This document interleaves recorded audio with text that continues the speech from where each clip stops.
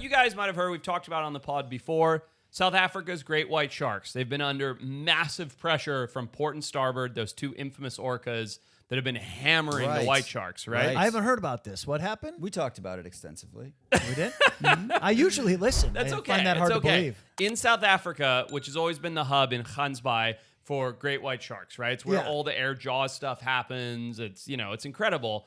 In the last 4 or 5 years, two orcas, two brothers named Port and Starboard, moved in and just started hammering the white sharks, killing all the white sharks, eating their livers, like killing them for fun. Jesus. Yeah, gnarly stuff.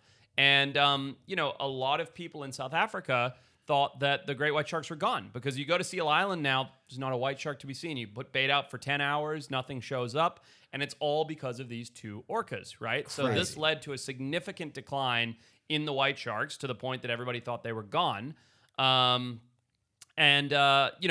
Keep in mind, as I explain the story, keep in mind, great white sharks like cold water. Yeah. Right? That's why they're near Cape Town. That's why they're in False Bay and Gansbaai, is because they like that cold, rich water, upwelling, lots of seals and sea lions. Right. So when the orcas moved in, which typically also like pretty chilly water, Right. they're like, oh, the white sharks are gone. They've removed them.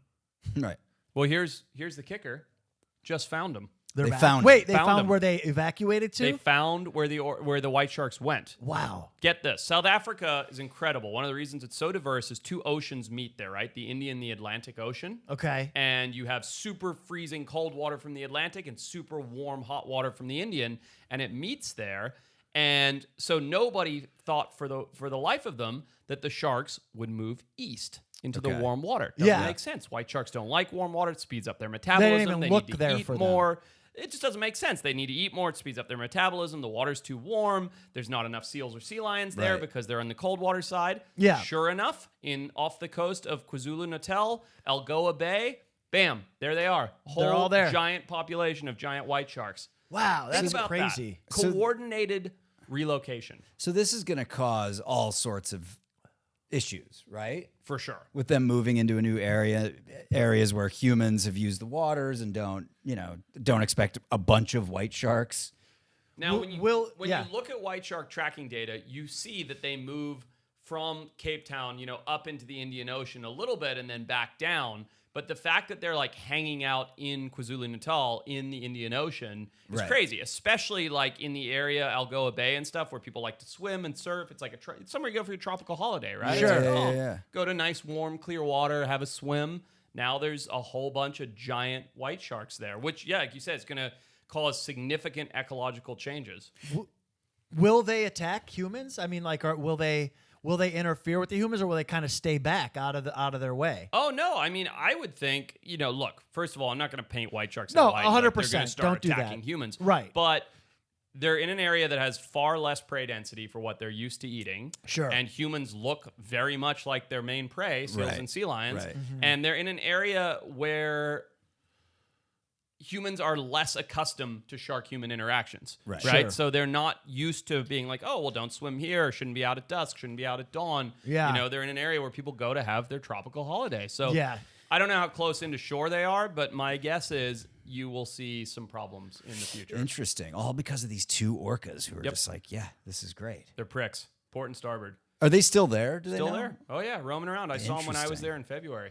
Dude, Really? Yeah, filmed them. Oh, I didn't know that. Yeah. I think that the orcas are really starting to come together and figure out that they hate humans, because not only is this happening, but they've also been attacking humans on the regular. In Spain, they've been Gulf of, not Oman, what's it called?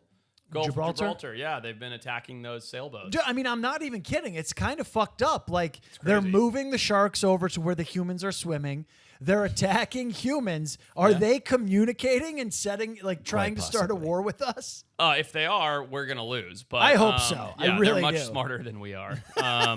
But yeah, it's pretty crazy, though. It is when crazy. you went and saw them, what were you actually looking for them? No. So it's funny, we sold this Discovery Channel shark show, and it was about the seven gill. So the orcas, now that they've knocked down all of the white sharks, they've moved on to killing the seven gills. Right. Type in seven gills up there, Kyle. Port and starboard seven gills.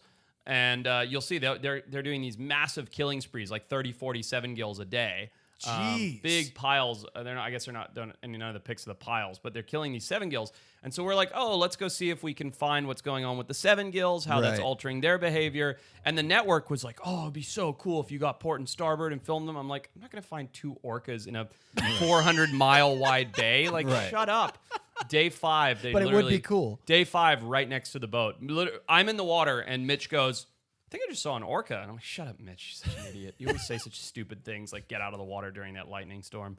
And sure enough, like 2 minutes later, right next to the boat, the 2 of them. And they're very distinguishable. They're called port and starboard because one's fin goes port and the other goes starboard. Did they come right up next to the boat? Were they checking it out? So they get harassed a shitload because where we were is right by where all the white shark ecotourism Sure, is. So the sure. fishermen hate them. So they like throw stuff at them and chase them with boats and stuff. But they came probably 40 feet from our boat. Dude, it's a Interesting. fucking war with the orcas. Oh yeah, big time. We You got them on kidding me? drone. We got them on camera. We didn't get them underwater. We tried, but it was awesome. Dude, it's crazy to think about this animal behavior that's happening. This is so complex that, I mean, you would never, as somebody like who's a layman and doesn't know that much about animals, to think that this is happening in the world outside of like the human population is fucking fascinating. It's nuts. Yeah, it's It's amazing. crazy.